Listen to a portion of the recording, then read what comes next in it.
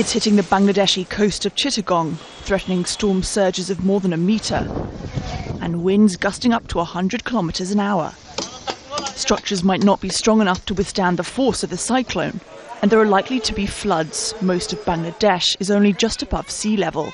For now, the immediate priority is to get people away from the risky areas along the coastline and away from low-lying areas as soon as possible. There have been warnings to leave the area, and the meteorology department describes the storm as a threat level 7 on a scale up to 10.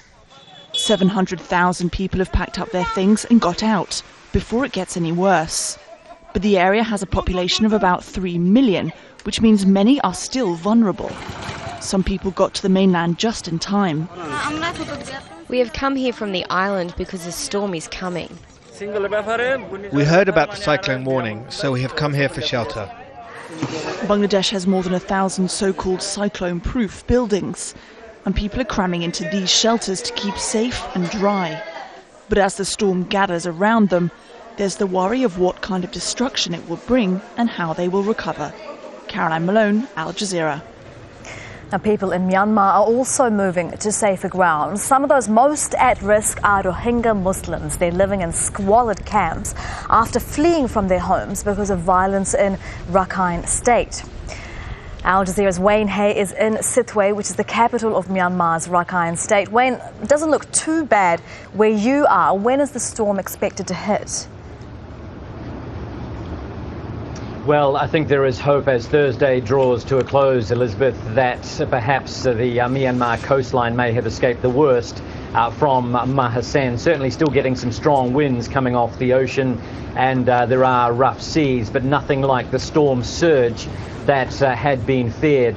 On Wednesday night and Thursday morning, we had a lot of heavy rain, also strong winds again, that did cause quite a bit of damage in those refugee camps, which are mainly populated by Muslims who fled the fighting last year in Rakhine state. But at the moment, the sun is shining, doesn't look like there is too much rain around, and even the wind appears to be dying down. So perhaps some hope that Myanmar has escaped the worst of it for now.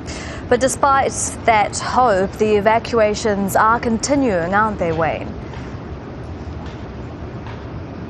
Yes, the latest figures we had from the government were that at least 160,000 people had been moved from their at-risk areas to safer grounds. Now, those areas where they're being moved to were things like schools and mosques. But important to note, Elizabeth, that they were not outside those camps. The movement of the Muslim community is still very much restricted after that violence last year. So they are not allowed to be taken outside of those camps into SITTWE town, for example, where there may be better shelter. They still have to stay in those camps. And still a great deal of distrust between the two communities. They certainly, or at least many people in those camps, weren't ready to trust the predominantly Buddhist government, the predominantly Buddhist security forces who are coming along and trying to get them to move to safer ground.